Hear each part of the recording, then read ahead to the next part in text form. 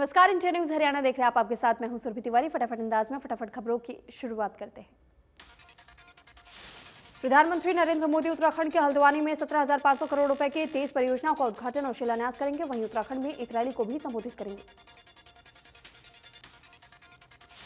PM Modi Udham Singh Nagar जिले में AIIMS Rishikesh satellite centre और पिथौरागढ़ में Jagjivan Ram government medical college की आधारशिला भी रखेंगे। मुख्यमंत्री अरविंद केजरीवाल आज से पंजाब के 3 दिवसीय दौरे पर रहेंगे। इस दौरान सीएम केजरीवाल चंडीगढ़ में विक्ट्री मार्च का नेतृत्व करेंगे।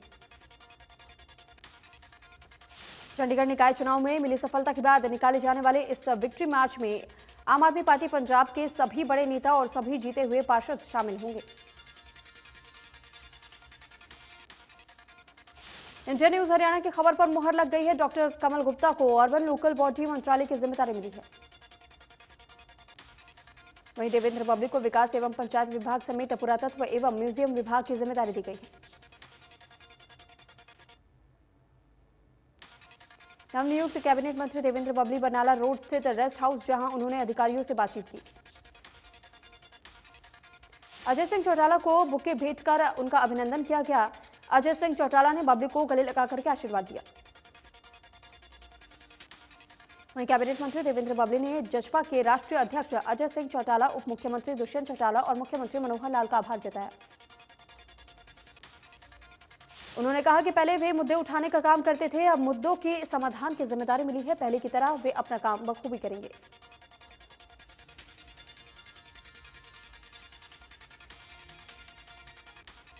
गृह मंत्री अनिल विज ने अपने आवास पर प्रदेश भर से आए लोगों की समस्याओं को सुना और कहा कि लोगों को न्याय मिले, इसके लिए वो उनकी समस्याएं सुनते हैं।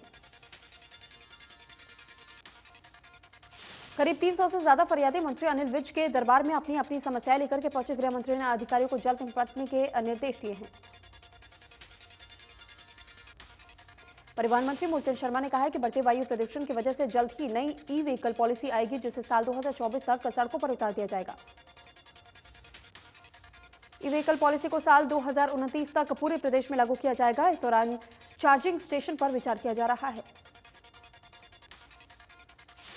गुरुग्राम और फरीदाबाद में ई बस का प्रोजेक्ट चल रहा है और ई विभागों में ई व्हीकल लगाए गए हैं। मंत्री मूलचंद शर्मा ने कहा कि 10 साल पुराने डीजल वाहनों के लिए भी जल्द स्क्रैप पॉलिसी बनाई जाएगी। करनाल के कल्पना चावला मेडिकल कॉलेज का निरीक्षण करने पहुंचे राज्यपाल बंडारू दत्तात्रेय ने निर्देश दिया कि अस्पताल में आने वाले मरीजों का ऑनलाइन रजिस्ट्रेशन किया जाए। कल्पना चावला मेडिकल कॉलेज के निरीक्षण करने पहुंचे राज्यपाल बंडारू दत्तात्रेय ने परेड की सलामी भी ली। राज्यपाल ने प्रदेश के बुजुर्ग मरीजों के लिए हिदायतें जारी की है कि अस्पताल प्रबंधन उनके दोपहर 3 बजे से बाद बुलाए, ताकि बुजुर्गों को इंतजार न करना पड़े। मुख्यमंत्री दुष्यंत चौटाला ने कहा है कि कोरोना और किसान आंदोलन के बीच विकास जारी रहा है और गति से विकास करेंगे। उप मुख्यमंत्री दुष्यंत चौटाला ने किसान आंदोलन के दौरान दर्ज केस पर कहा कि नॉन लीथल एक्टिविटी को छोड़कर के बाकी केस वापस होंगे।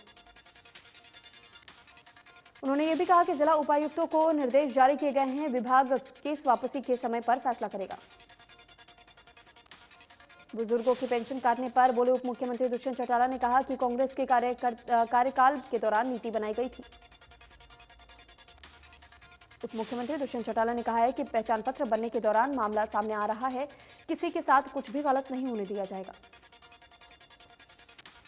नायब सैनी ने गोला चिका का दौरा किया और मुख्यमंत्री की प्रगति रैली का कार्यकर्ताओं से विचार विमर्श भी किया। वहीं नायब सैनी ने कहा है कि मुख्यमंत्री की प्रगति रैली में कैथल को करोड़ों की सौगात मिल सकती है। हरियाणा सरकार ने पिछले 7 सालों में प्रदेश के विकास पर काम किया है और जन समस्याएं लोकसभा के पटल पर रख करके सरकार को अवगत कराया है। देश में पिछले 24 घंटे में कोरोना वायरस के 10,000 के केस मिले हैं और नए मामले अभी तक जो सामने आ चुके हैं, एक दिन में 302 लोगों की मौत की खबर भी सामने आई।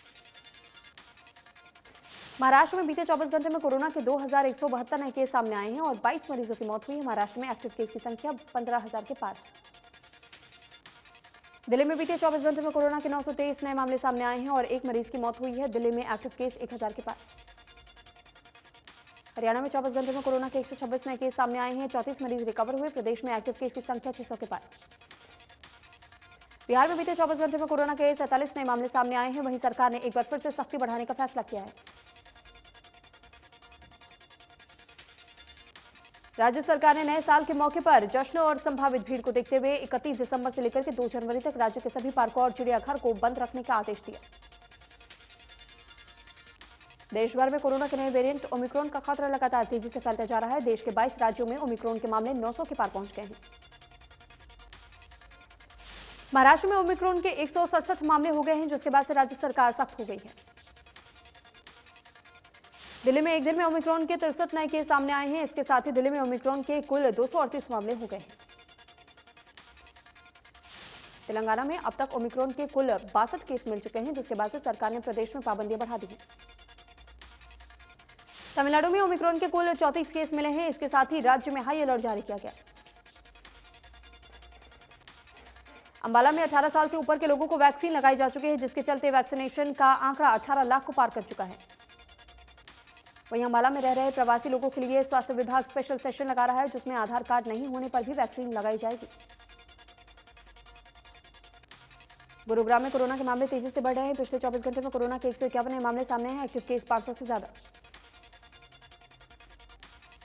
नाइट कर्फ्यू को लेकर के सोनीपत प्रशासन की सख्ती हो गई है। प्रशासन ने कर्फ्यू को लेकर के कड़े निर्देश जारी किए हैं। कोरोना नियमों का पालन न करने वालों के खिलाफ कार्रवाई होगी। मास्क पहनने को लेकर के लोगों को जागरूक भी किया जा रहा। 121 पीसीआर गाड़ियों को निगरानी के निर्देश दिए गए हैं। सभी एसएचओ को दिए गए हैं पालन करवाने के निर्देश। गुरुग्राम में जिला उपायुक्त ने जारी किए निर्देश। रात 11 बजे से सुबह 5 बजे तक जारी रहेगा नाइट कर्फ्यू। जिला उपायुक्त ने कहा है कि कोरोना गाइडलाइन के तहत ही मनाया नया साल। कानून का सख्ती से पालन करना होगा।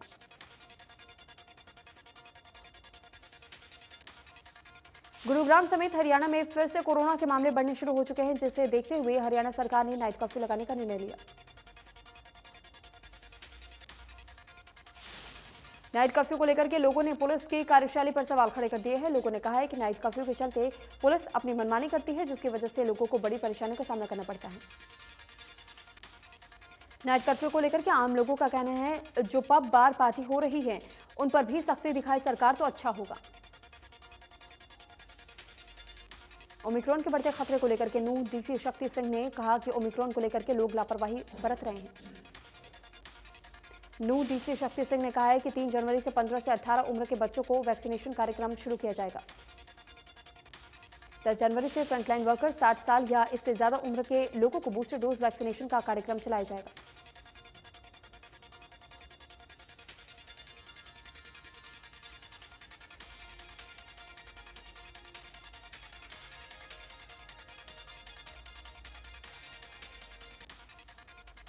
बढ़ते ओमिक्रॉन के मामले के चलते अब इंडस्ट्रियल सेक्टर की परेशानियां बढ़ गई हैं। विदेश में प्रतिबंध से देश की एक्सपोर्ट कंपनियों को बहुत नुकसान हो रहा है। मानेसर इंडस्ट्रियल सेक्टर के इंडस्ट्रियलिस्ट की माने तो देश के इंडस्ट्रीज का ज्यादातर एक्सपोर्ट यूरोप में होता है और यूरोप में ओमिक्रॉन के चलते इंपोर्ट पर प्रतिबंध लगा दिया गया है। कोरोना के पहले और दूसरी लहर ने पहले ही इंडस्ट्रीज की कमर तोड़ दी है और अब ओमिक्रॉन के चलते आर्थिक नुकसान से कई औद्योगिक इकाइयां बंद हो जाएंगी। झज्जर में कोरोना के पहले डोज 100% लग चुके हैं, जिसके बाद जिला वैक्सीनेशन के मामले में 6ठे नंबर पर है। जिला उपायुक्त ने स्वास्थ्य विभाग और जिला वासियों को बधाई दी है। साथ ही कहा है कि 15 से 18 साल के बच्चों को वैक्सीन लगाई जाए। कैथल में स्वास्थ्य विभाग की बड़ी लापरवाही सामने आई है। बिना टीकाकरण के ही व्यक्ति का टीकाकरण का सर्टिफिकेट जारी कर दिया गया। शिकायतकर्ता का कहना है कि उसके फोन पर टीकाकरण सफलतापूर्वक लगने का मैसेज आया और जब उसने ऑनलाइन अपना सर्टिफिकेट चेक किया तो वो उस दिन जिले में था ही नहीं। शिकायतकर्ता का कहना है कि शिकायत सीएमओ से लेकर के डीसी तक की गई, लेकिन जिन कर्मचारियों ने लापरवाही बरती है उनके खिलाफ सख्त कार्रवाई होनी चाहिए। भिवानी के गांव बडेसरा में एक व्यक्ति की पीट-पीट कर हत्या करने का मामला सामने आया। अब तक आरोपियों की गिरफ्तारी नहीं होने से नाराज सैकड़ों ग्रामीण भिवानी लघु सचिवालय के बाहर पहुंचे और पुलिस प्रशासन के खिलाफ प्रदर्शन किया। ग्रामीणों ने पुलिस की भूमिका पर कई गंभीर सवाल किए, वहीं आरोपियों की जल्द से जल्द गिरफ्तारी की मांग की। पुलिस अधीक्षक अजीत सिंह को ग्रामीणों ने मांग पत्र सौंपा है और पुलिस अधीक्षक ने ग्रामीणों को हत्या प्रकरण में आरोपियों की जल्द गिरफ्तारी करने का आश्वासन दिया। फतेहाबाद के गांव धांगड़ में करीब 1 महीना पहले हुई हॉरर किलिंग के मामले में मृतक के पति ने युवा और महिला संगठनों के साथ मिलकर के उप सचिवालय पर धरना दिया। 30 नवंबर को गांव धांगड़ की शिक्षा नाम की युवती के परिजनों ने उसकी हत्या कर दी थी। युवती ने गांव के ही अनूप नाम के युवक से प्रेम विवाह किया था। इसके चलते परिजन नाराज थे। परिजनों के द्वारा युवती की हत्या करके गांव के शमशान घाट में दाह संस्कार का भी प्रयास किया गया था, लेकिन पुलिस ने मौके पर पहुंच करके शव को कब्जे में ले लिया और परिजनों के खिलाफ मामला दर्ज कर लिया। करौंडा में डिंगर माजरा रोड पर कस्टडियन विभाग की तोड़फोड़ की कार्रवाई के बाद से चौथे दिन प्रशासन पीड़ितों के बीच पहुंचा। विश्राम गृह में एडीसी और एसडीएम ने पीड़ितों से मुलाकात कर आश्वासन दिया। प्रशासन की ओर से छत मुहैया कराने का भी भरोसा दिया गया। इतने समय रैन बसेरे और पटवार खाने में की जाएगी ठहरने की व्यवस्था। वहीं सरकारी जमीन पर सुविधा देने और गलत रजिस्ट्रियां करने वालों के खिलाफ भी कार्रवाई होगी। हांसी पुलिस ने जन्म मृत्यु के फर्जी प्रमाण पत्र बनाने के मामले में 2 आरोपियों को गिरफ्तार कर लिया है।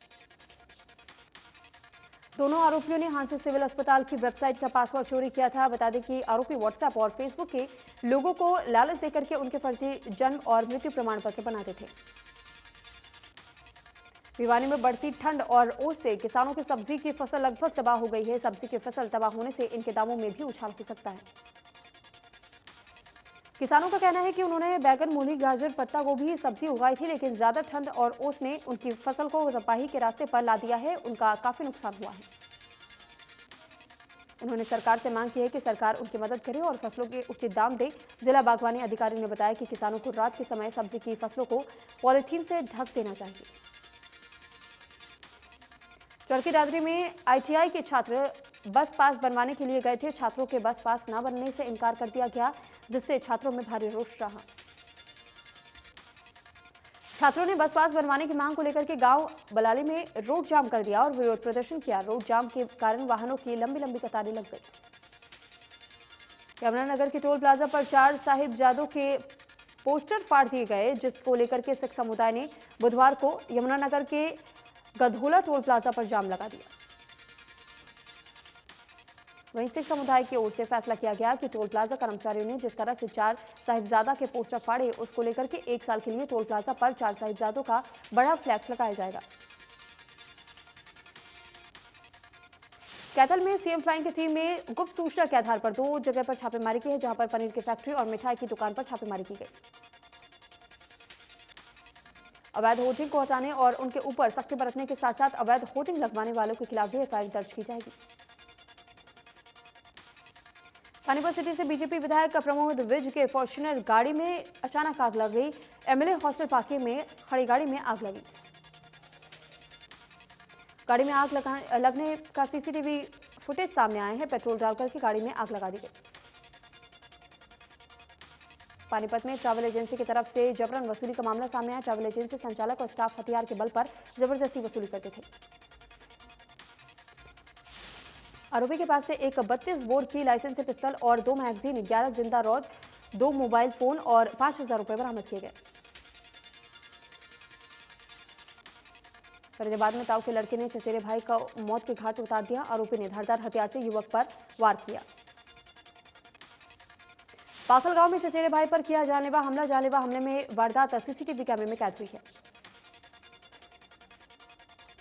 चरखी दादरी के गांव भागवी के कन्या हाई स्कूल में ग्रामीणों ने विरोध प्रदर्शन किया। स्कूल में स्टाफ और मूलभूत सुविधाओं की कमी के चलते ग्रामीणों ने छात्रों के साथ जोरदार प्रदर्शन किया। ग्रामीणों ने आरोप लगाया कि अधिकारियों को कई बार अवगत कराने के बावजूद भी समस्या का समाधान नहीं किया गया, जिससे नाराज ग्रामीणों ने छात्रों के साथ मिलकर के स्कूल में ताला लगाकर के प्रदर्शन किया। प्रदर्शनकारियों का कहना है कि जब तक समस्या का समाधान नहीं होगा तब तक स्कूल में ताला नहीं खोलेंगे। महम के गिरावड़ गांव में 19 वर्षीय युवक की चाकू से गोद करके हत्या कर दी गई। हत्या का आरोप गांव के ही कुछ लोगों पर लगाया है। हत्या के पीछे आपसी झगड़ा बताया गया। घटना की सूचना पर पुलिस मौके पर पहुंची। जांच के लिए डीएसपी और एफएसएल टीम को बुलाया गया। युवक 12वीं क्लास का छात्र था। जब वो घर लौट रहा था तो कुछ युवकों ने उस पर चाकू से हमला कर दिया और मौके से फरार हो गए। कुरुक्षेत्र में पुलिस ने अश्लील वीडियो बनाकर के सोशल मीडिया पर वायरल करने की धमकी देकर के पैसे ऐंठने वाले गिरोह को पकड़ लिया है। यमुनानगर के विष्णुनगर में जमीन विवाद पर छोटे भाई ने बड़े भाई की हत्या कर दी। इस मामले में मृतक की पत्नी ने 6 लोगों पर हत्या का आरोप लगाया है। फिलहाल पुलिस ने मामला दर्ज कर आगे की कार्रवाई शुरू कर दी है। जम्मू कश्मीर में जैश ए मोहम्मद के 6 आतंकवादी 2 अलग अलग मुठभेड़ में मारे गए हैं। मारे गए आतंकवादियों में 4 की पहचान हो चुकी है। 6 आतंकियों में 2 पाकिस्तान से थे और जबकि 2 स्थानीय आतंकवादी थे। इसके अलावा अन्य 2 की पहचान की जा रही है।